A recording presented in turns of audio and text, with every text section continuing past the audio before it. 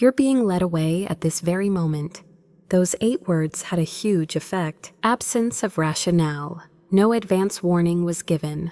This office had been my entire home for the last few years, but suddenly all I could see is a security guard ready to let me go. I will not cry. Absolutely nothing was required of me. Nothing shifted in my gaze. Then I did nothing. A duration of 8 years. 8 years, that's a while. The 8 years of hiding weekends, vacations, and missed birthdays in performance reports and client decks are over. I feel humiliated to be reduced to nothing more than a lonely cardboard box, and to go past people who used to grin whenever they saw me. Elizabeth Brooks.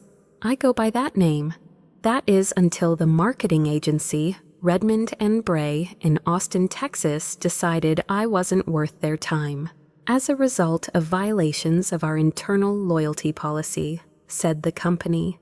It seemed as if I had betrayed my nation, but I refrained from stealing anything.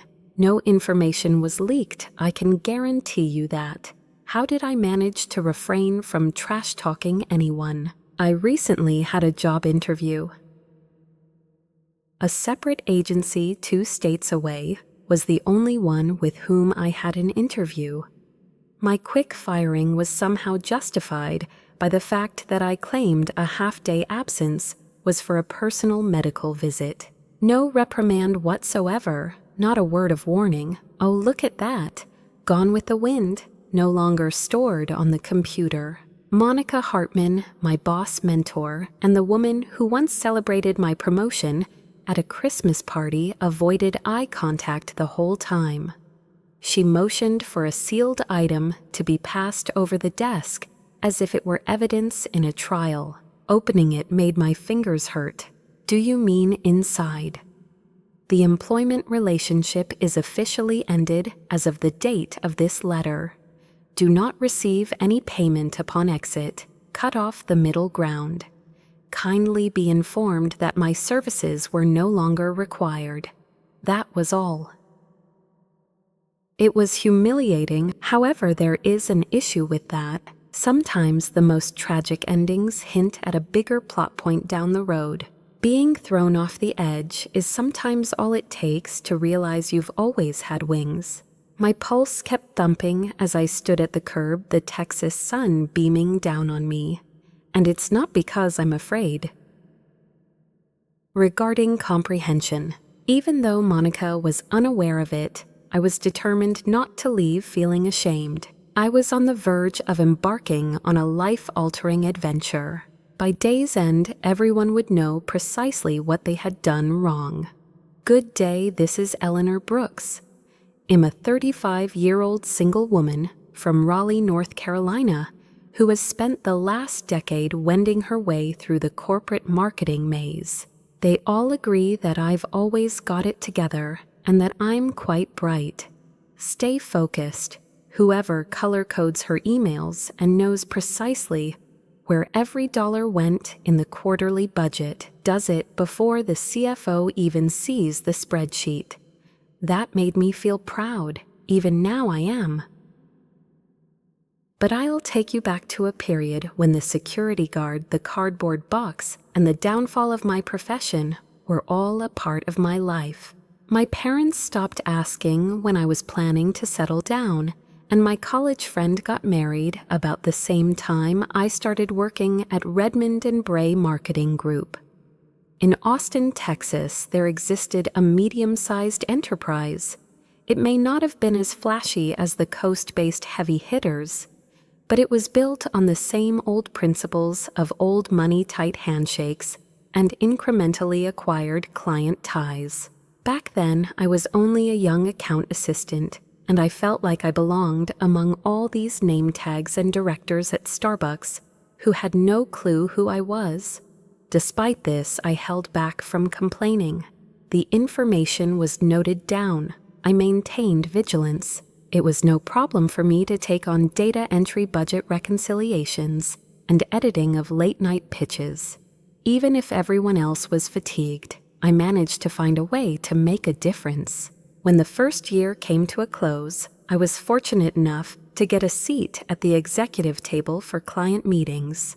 By the time my second year came to a close, I had begun to spearhead lesser projects. Our most valuable account, Stratus Logic, was handed to me in my third year. There was more to Stratus than just being a client.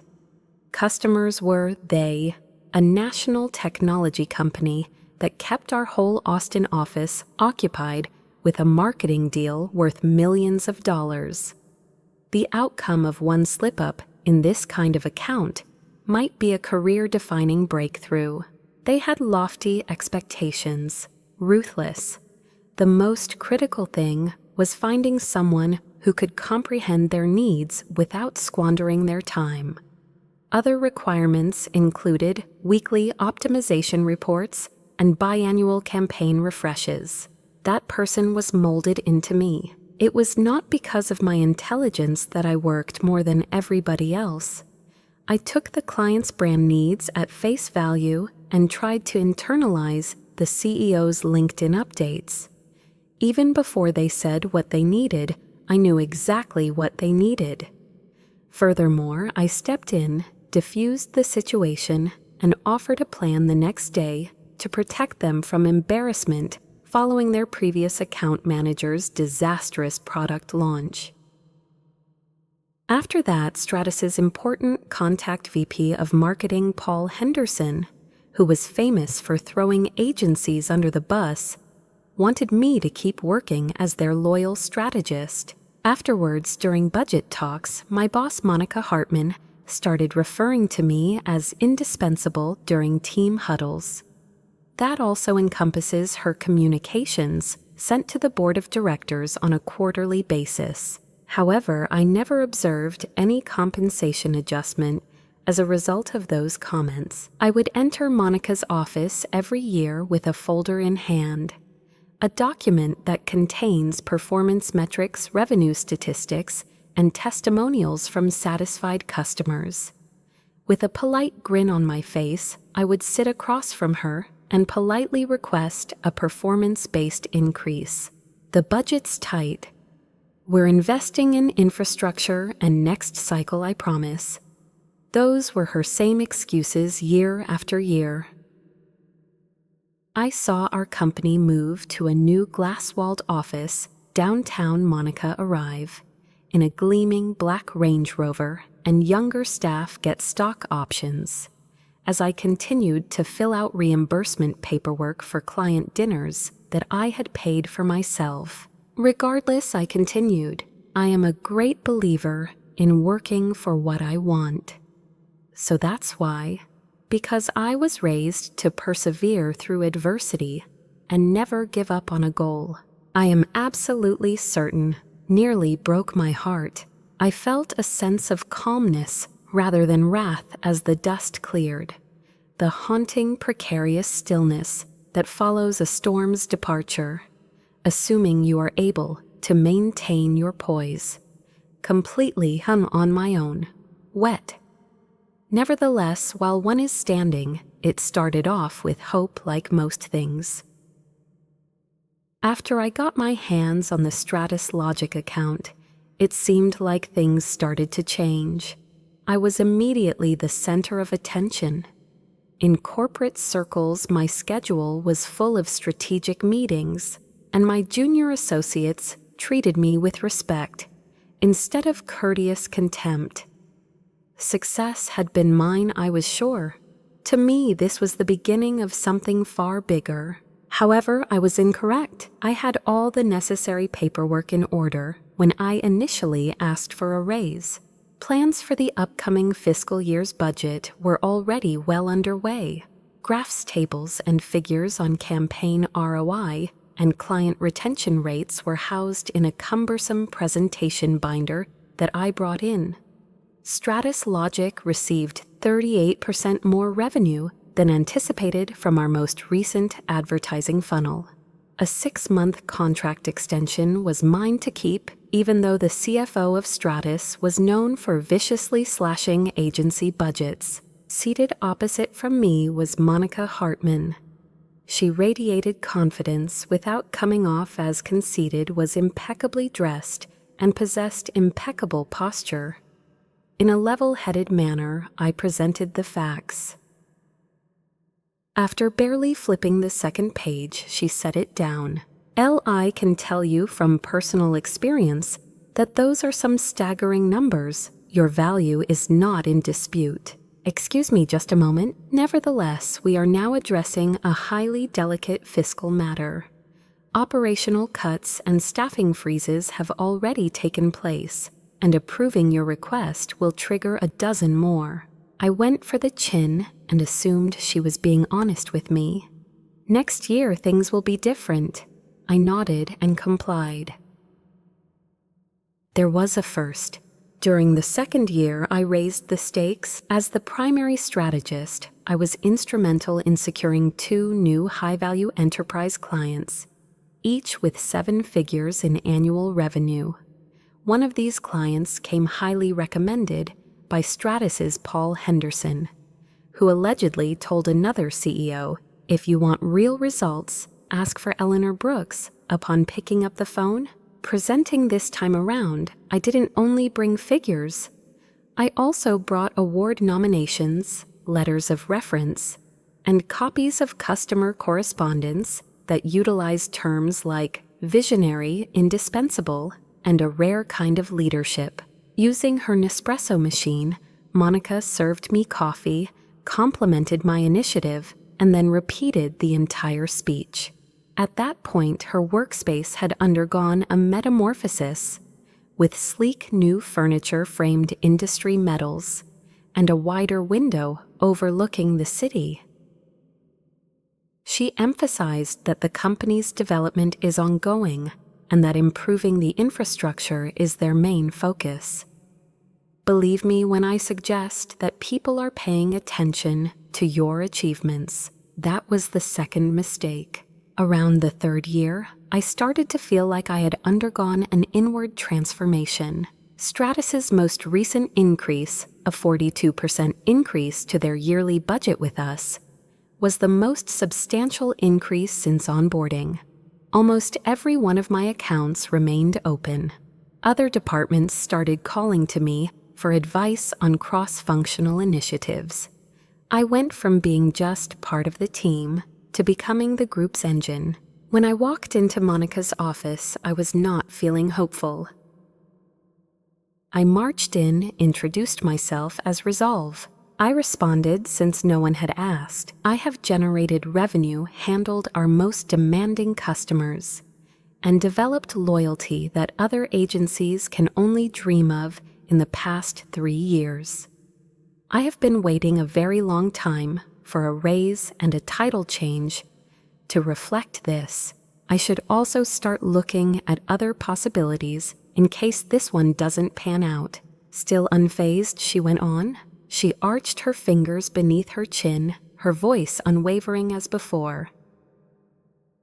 What an outstanding performance you delivered. So far as I can tell, yes. But this year we're shifting our attention to digital integration. Throughout the summer, I plan to come back to this. After what seemed like an eternity of the same broken record, something suddenly broke the boredom. I took my first action in 8 years after leaving that room where I straightened my back and strengthened my grasp and entered the words "updated resume" into a blank page. Without a doubt, that fury is absent. With respect to my self-respect, why? Because I had allowed my loyalty to become a limitation at some time. The idea that being the good soldier would lead to reciprocity in the shape of accolades and praise had crossed my mind. But that wasn't the case. But how about the genuine slight for me that had become the norm?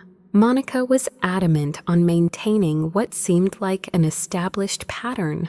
All of a sudden, I was too gullible, relatively reliable, relatively unfit for advertising. I knew I wouldn't be too forceful, that I would never stop being the first responder, the final responder, the problem solver for others. to whom they owe nothing. It was sufficient if I ceased. I got in touch with several trustworthy individuals later that night. I remained completely silent, refusing to say a word to the press. In an effort to be courteous, I spoke quietly. Waiting was becoming too much for me. Monica wasn't just ignoring my worth. That was something no one else noticed, even me. She felt threatened by it. When I got the LinkedIn message, I didn't even bother to read it. Graham Keller, CEO of Denver-based marketing firm Lucent Blue Strategies, has sent a short but polite note to express his company's appreciation for your recent recognition of the agency's unique use of AI in analytics and its exceptionally adaptable team structure. Not only were they fast developing, but they had also just secured 2 major national retailers as clients. His compositions were, "Eleanor, I have been following your Stratus Logic work for a while now. I would be delighted to get in touch with you whenever you have a moment to chat. No coercion is involved." For a whole minute, I stared at the computer with my thumb hovering over the respond button. Lucent Blue was everything that Redmond and Bray wasn't: innovative, decentralized, and open. I initially became aware of them through publications like Fast Company and Adweek. They weren't only observers of the industry's progress, they were actively molding it. Got a reply first thing in the morning after that. "Thank you for the kind words. I like chatting." I informed Monica that I was going to have my teeth cleaned on Friday, which was our scheduled Zoom meeting. Quickly after the call started, Graham got right to the point. According to him, your Stratus account has increased significantly. I know the kind of office politics that are needed to pull it off at Redmond. You've managed to do more with less than most teams of 10. No one had ever been as forthright before, and I groaned. "I prefer not to be called a poacher," he stated directly. "No one here does that. We're building something enormous, so rethink your plans if you're thinking of leaving. Moreover, I think you'd be a fantastic addition."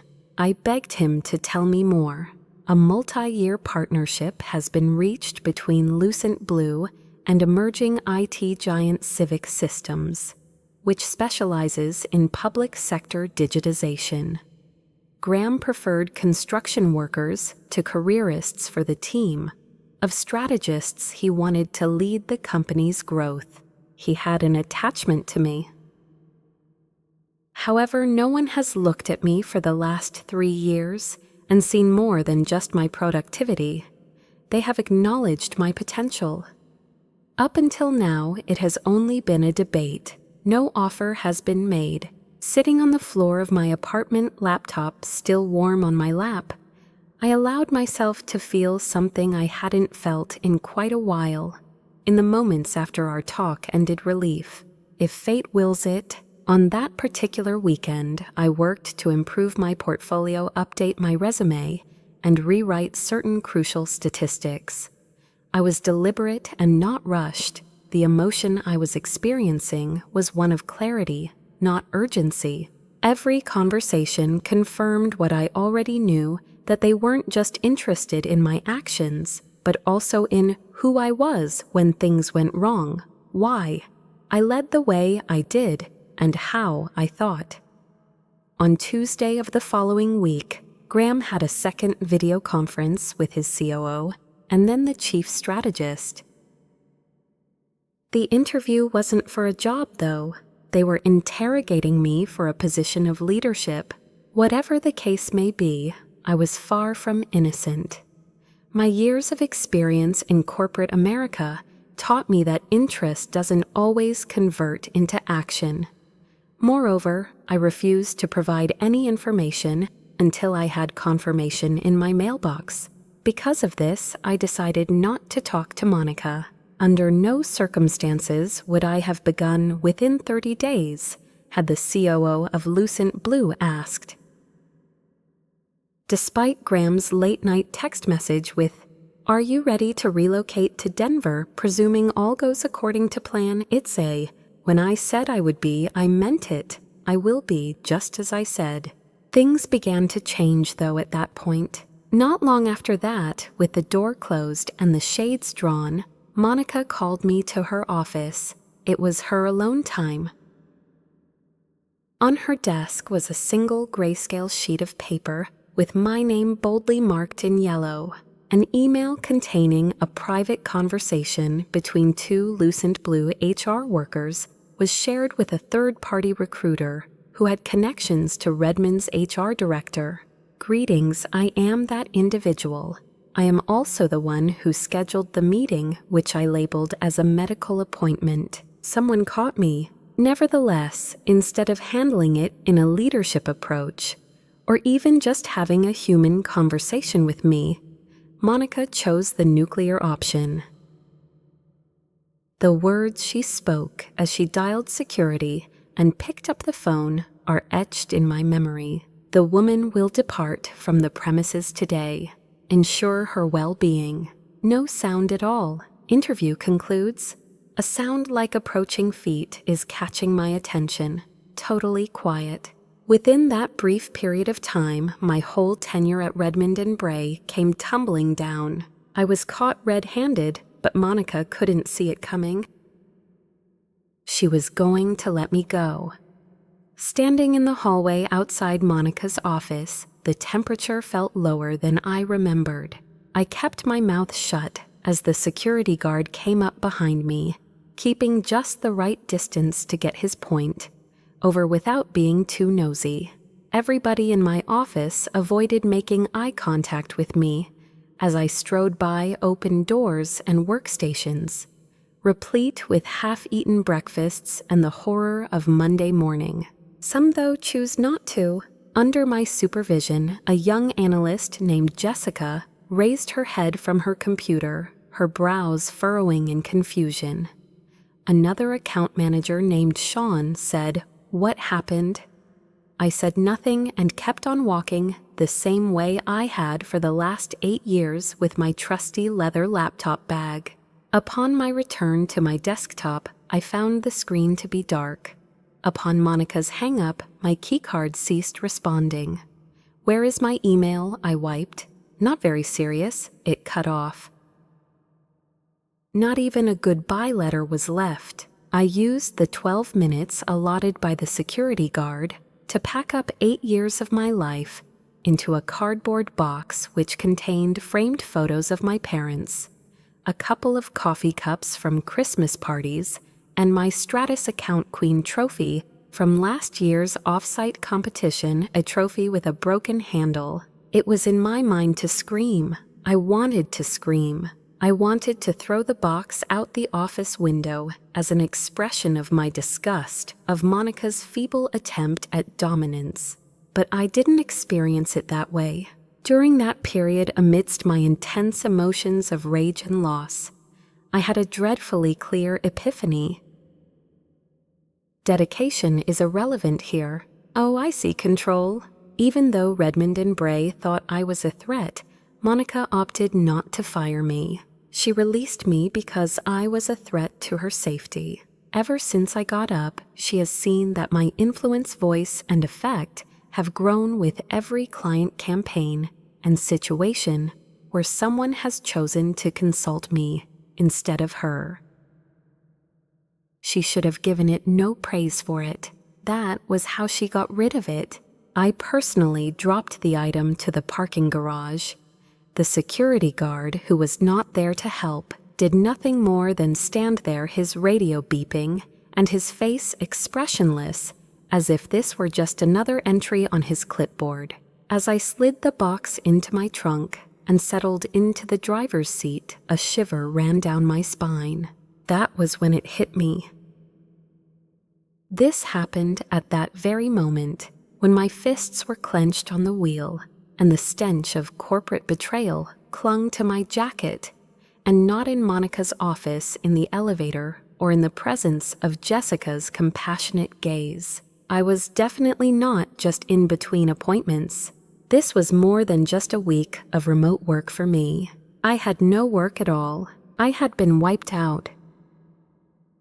In spite of the disbelief and agony, another feeling was brewing within me. Joy came back. Definitely not the amusing kind. The kind that after submerged for a long time seems like a breath of fresh air. By twisting the key, I turned on the ignition. Someone dialed my number. It was Graham Keller. I was advised by our recruiter that your situation has changed. Would it be possible for you to come in today, instead of next week, say 3 p.m.? As I stared at the screen, the irony was almost overwhelming. According to Monica, I was laid to rest. On the other hand, she had shown me the perfect exit. I did in fact reply by text message. That is correct. I will be there. Yes, after getting back to my house, I showered. Despite my lack of motivation, I wished to eradicate all remnants of that structure from my skin. I got out my trusty blue suit, the one I reserve for when I have to show to clients. I gave my tank top a little primping. Those sleeves got a good steaming. Put on a little layer of cosmetics to act as a subtle self-reminder. Following that, I went to the bathroom and looked in the mirror. Furthermore, I reconnected with a long-lost acquaintance. I certainly wouldn't recommend the loyal soldier or the mule who was abused and ignored. Definitely not the woman who waited outside Monica's office, begging for acceptance. I saw my lifelong dream come to fruition. Previously, I had her under the system's supervision. At 2:15, I made my way to the downtown glass edifice of Lucent Blue. Contemporary wall art, absence of dimmer lights. Something major may be occurring here, and I could tell because of the confident design and buzzing energy. In the foyer, Graham personally welcomed me. Quite towering, shabby gray blazer, observant, serene stare. "Eleanor," he said, as he extended his hand for a shake. "I'm happy you could make it." I responded, "Me too," clinging to his hand as though my words had more weight. Small groups were working together in a way that seemed weird, yet liberated as we wandered past the communal spaces and open offices. Refrain from fake smiles. Keep your tone casual. Simply put motion or momentum. His desk was clean and unadorned, in sharp contrast to Monica's trophy case. There are 2 chairs, a notepad, and a coffee maker.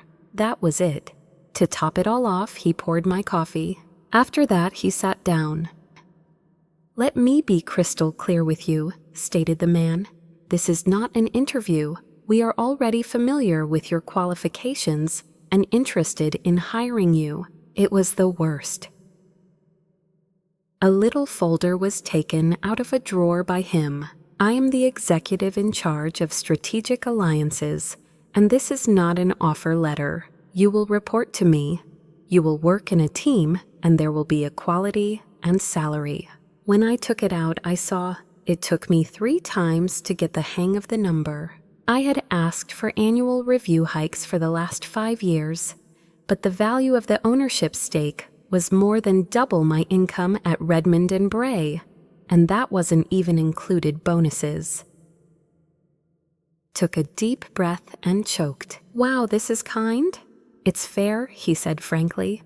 "People in your position ought to be making that much. I intend to scale talent, not abuse it."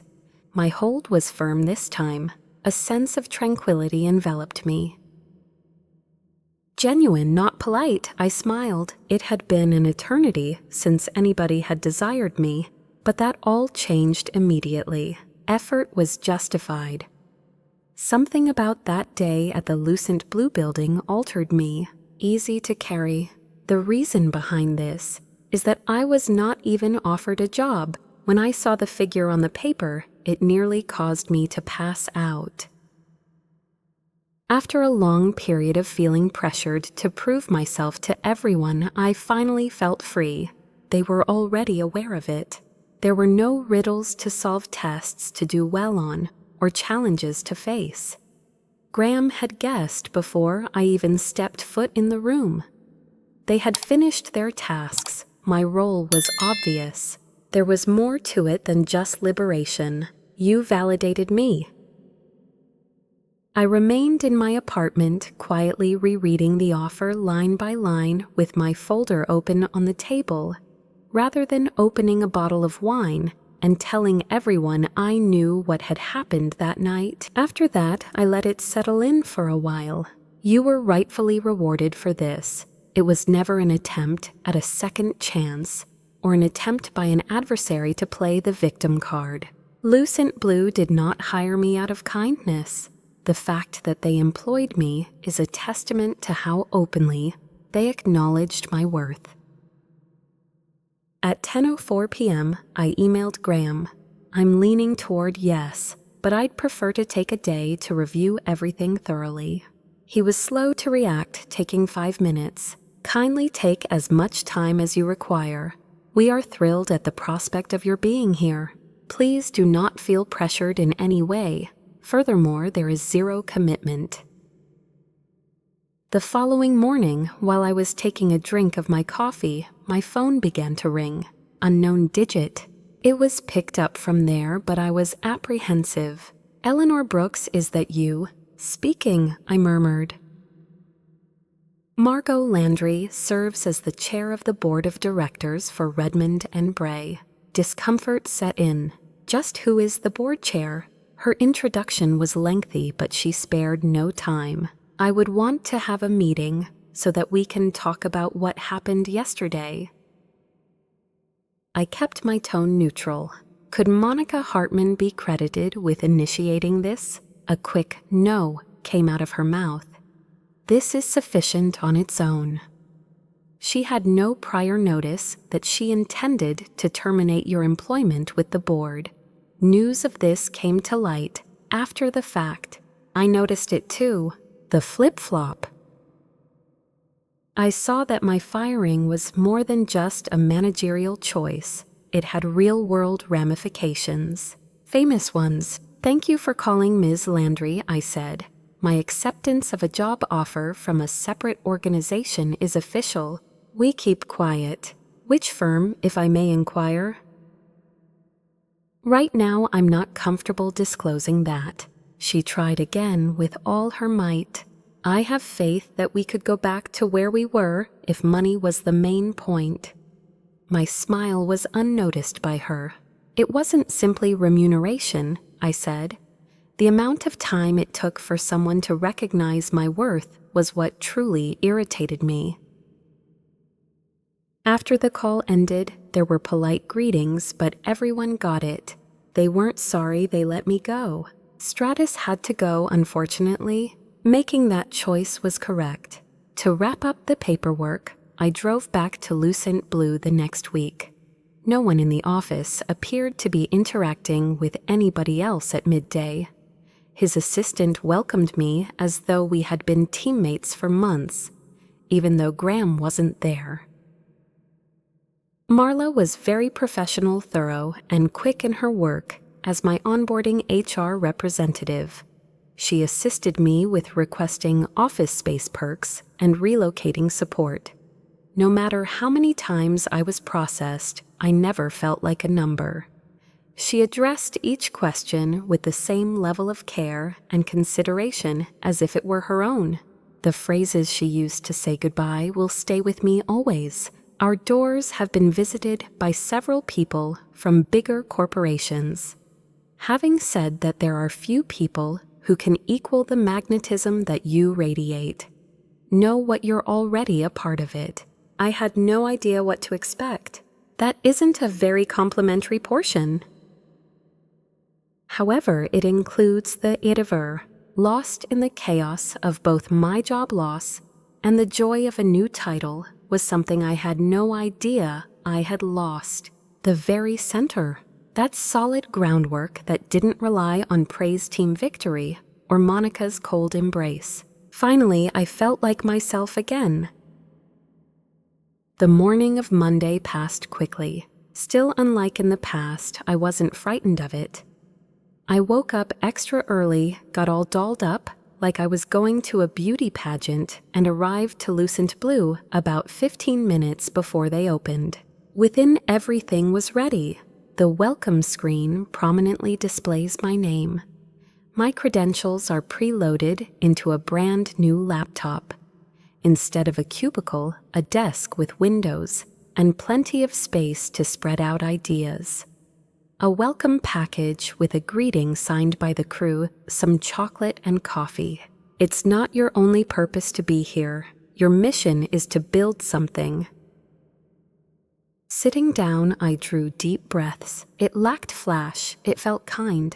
To make matters worse, it was real. With a mug of coffee in hand, Graham briskly made his way into the office at 9 o'clock. "When do I meet with my team, may I ask?" he asked. I was quite ready, I declared. My words had genuine meaning. On Thursday, the second call took place. Unfortunately, this time the number wasn't private. Redmond and Bray's receptionist, Jessica, was the one who took the call. Her name kept showing up on my phone while I was still trying to accept the reality that I wasn't a part of her life anymore. I almost didn't answer for a second. Nonetheless, I couldn't help but reply.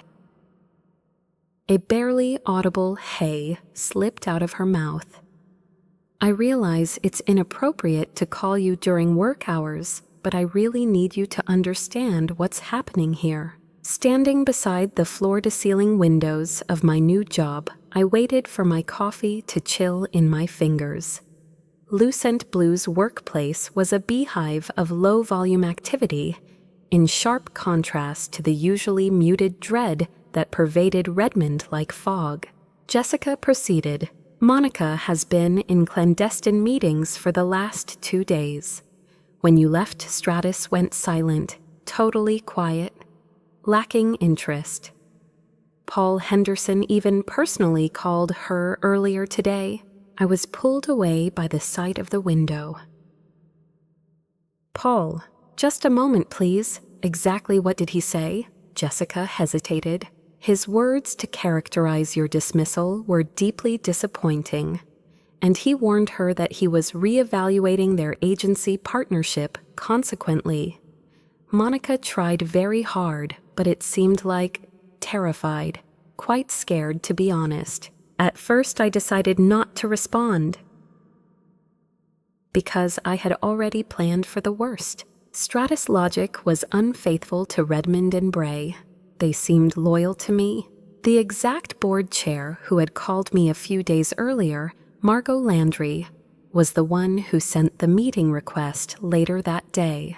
The domain had come from Redmond, but this time the headline was different.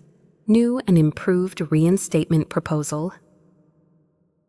The planned time for it to occur was on Friday morning, directly with the consumer at the Redmond headquarters. I almost deleted it before even reading it.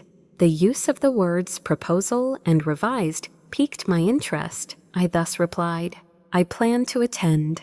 However, I am not actively seeking employment elsewhere." Margot responded without delay. Angered at it, "We are very grateful for your readiness to meet." Friday morning came swiftly. As I was dressed entirely in black, no one saw me.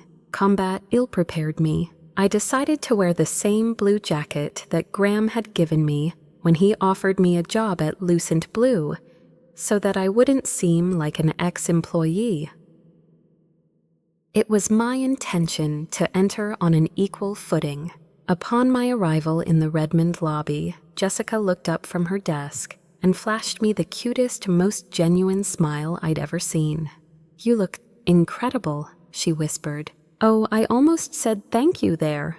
As I entered the executive wing via the glass doors, it seemed like I had stepped into a museum, familiar yet motionless. Even down to the frigid silence, the artwork and the hum of the air conditioner Monica's corner office remains unchanged.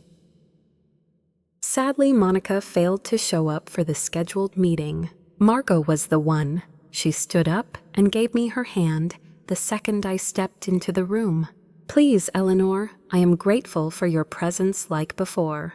I took a seat across from her. A folder rested on the immaculate table that separated us. "I promise not to be a nuisance to you," she proclaimed.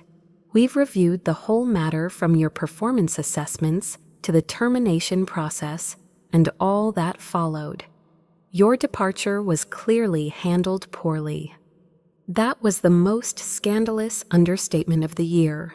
"More importantly," she said, "your importance to this company was not only overlooked, but crucial." She gave the packet across to me to deliver it to. "Do you mean inside package for restoration?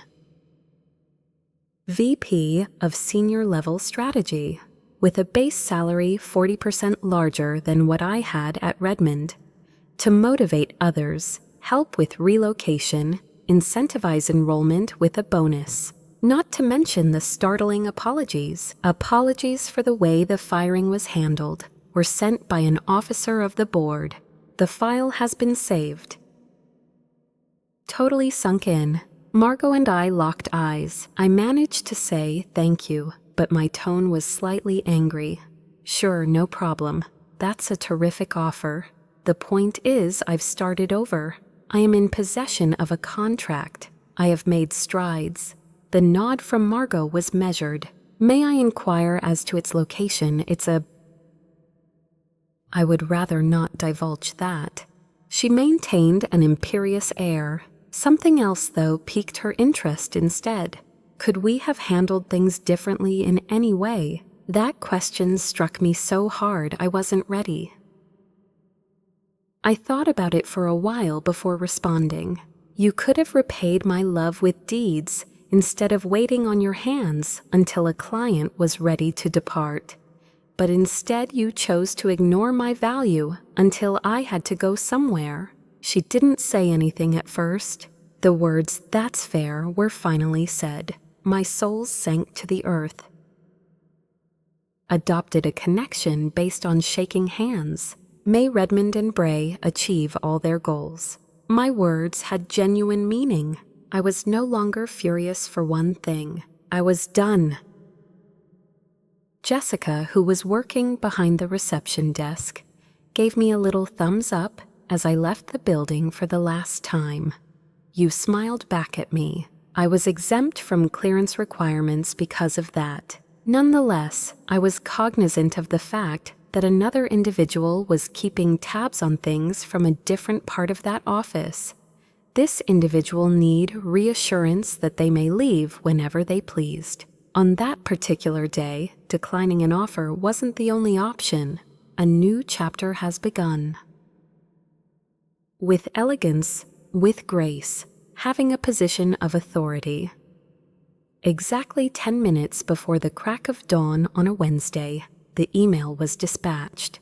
"The changeover of our agency relationship requires your prompt attention. Keep it simple." It was really competent and clear. Everyone at Redmond and Bray who read the statement could see it clearly. Stratus Logic was seeing the dissolution of the collaboration. They spent 8 years and tens of millions of dollars on the campaign never-ending strategy sessions, launch parties, and sleepless nights, and finally succeeded. The email outlined the standard closing requirements, including returning all assets by the end of the week, following the correct procedures when making a change, and using the correct legal wording. Nevertheless, the final sentence was tough to ignore. Stratus Logic's current Chief Strategic Partnerships Officer at Lucent Blue Strategies, Eleanor Brooks, will be in charge of the transfer. The style is ordinary. It is not strong or flamboyant. My very name quakes like an invisible earthquake. My understanding from my conversations with Jessica and the others still in Redmond is that the reaction was swift and chaotic. In an emergency planning meeting, a pale-faced Monica with a glass-breaking voice stormed in. Some say she threw a binder across the room, but others say she tried to get in touch with Paul Henderson.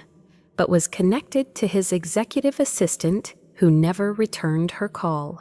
Monica had finally accepted the immensity of the hole she had created, whatever that may be. The shovel had also been handed to me by her. I didn't even have to lift a finger because of how wonderful it is. Please refrain from publishing hateful things on LinkedIn, discussing personal concerns in any way, and never launch a defamation campaign. I never trash-talked Redmond and Bray because I decided not to. The top 3 reasons clients depart an agency are poor communication ineptitude and lack of consistency. It was those 3 things. The gap didn't become obvious until after I left. I was quite clear that Redmond should be considered alongside any other potential mate, regardless of my background, and the upper management of Lucent Blue wasted no time trusting my judgment and inviting me into the meeting where decisions were being made, not because I specifically requested to be there, but because they trusted me. Just the facts, please. I have no opinion. Their work met expectations. The worst aspect was that none of their team seemed to possess anything. Taking out the spine gave it that impression.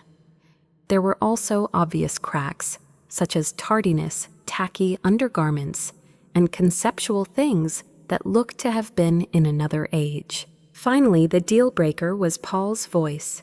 We stayed with them because of Eleanor, but now she's gone, and you are too. At the time of the decision, the board decided to move forward with the Chicago boutique agency Helix & Main, which boasts an outstanding web presence. The parties came to an agreement, and the necessary paperwork was filed. Against all odds, I was given the task of emailing Redmond's new interim account manager. Not much was communicated. Hello there, Andrew. As previously said, please make sure that all creative assets, reports, and active campaign materials are prepared to be delivered to Helix and Main by Friday night. I really appreciate how helpful you have been during this transition. Among the most notable, Eleanor Brooks Miss, Director of Strategic Partnerships, Lucent Blue Strategies. It was not my doing to take pride. I didn't write anything persuasive. The accompanying silence, meanwhile, carried every word. Over the course of the next week, 3 members of the Redmond staff surreptitiously reached out to me. A youthful strategist, a designer, and most unexpectedly receptionist Jessica. Despite our differences, they all basically said the same thing. I'm updating my resume. Your support ensured that I remained. It deserved commendation. It was a sad scene. It has to happen eventually. The one who had called me irreplaceable before tried to have me removed, but in doing so they destroyed their own destiny. Has the name Monica crossed your path? Her distance was unbroken. But once Graham walked into my office with a little smile on his face, she submitted an application, he said. Who you ask, you inquire. He furrowed his brow slightly. I am really confused. They started laughing after I stared at him for a long time, exhausted, extremely bewildered, not rude but full of sarcasm. Are you for real? In my opinion, it isn't. A senior-level position providing strategic advice. One thing she lauded was our culture of creativity. Shall we try calling her again? Ignoring her, he shrugged. Personally, I don't think it's crucial. That was the last straw. Nothing akin to a brawl in court. There are no words of retaliation. Just a clear shift of power, nothing more. Her intention was to bury me. The company I had a hand in founding now had me groveling for entry. I neglected to respond. Because of this, I am not resentful. I think that's all the justification for saying that. Because of this, I was able to remain silent while attaining my goals. Since that previous email, 11 months had elapsed. Reason being, I sprinted out the revolving glass doors of Redmond and Bray, never looking back and into a future I had no clue I deserved. There has been a lot of change in only 11 months. Chief Strategic Partnerships Officer is a term that I still struggle to pronounce. Maybe it's because I've never been concerned with the title itself. What counts is the responsibility it carries, the decisions I can make, and the confidence and independence with which my team views me. I have built something here. An actual object. I wish someone had prepared this application for me when I was a coffee-fetching assistant trying to get noticed. We set new standards for participation in 2 national campaigns we ran, appointed a healthcare giant to track our pipeline for 3 years, and established a mentorship program that has grown to include 40 women in mid-level strategic positions. Nevertheless, it is not the triumphs, but rather my own progress that have had the most impact on me, not the statistics, headlines, or growth indicators. Apologies don't satisfy my expectations of fair treatment anymore. In response to statements such as, "Well, that's just how things are in this industry," I am no longer silent. Because I've been there, and I know what it's like to give your all to something that doesn't pay off in the end. Even if my suggestions helped keep a contract alive, I've heard the phrase "maybe next year" after sitting through a meeting when they were discussed. As I've discovered the hard way on several occasions, unbridled loyalty is nothing more than PR-savvy self-betrayal. The whole plot may be reduced to a revenge story where the underdog wins in the end, but let's be honest, it's not that simple. Monica is so readily portrayed as the villain. A planned framework enveloped her at birth. Someone who shied away from chaos, welcomed change. Fear gripped those women who dared to speak up. In another universe, Monica may have taken me under her wing, seeing my rise not as a threat, but as an opportunity, and we may have built something. Nevertheless, that is incorrect. As for me, I'm okay with it, because sometimes the ending you were expecting for is instead the starting point for something brand new. In case you are now feeling unheard, confined, or threatened with the ruin of your life, if you speak out, you may find that solace evades you. Your admirers may grow distant, and worst case scenario, you may lose your job. You will be authentic to your identity. I think that's more important, saying I won't be invisible anymore. And then taking action to be authentic has an interesting effect on the cosmos. Doing this will be no easy feat. However, it will be worth it. In case you're worrying about whether or not they will ever see your worth, while quietly revising your resume tonight, I'll spare you the pain. If they haven't seen it before, they probably won't either. That is not the root of your failure. I hope that was clear. Anywhere you are welcome.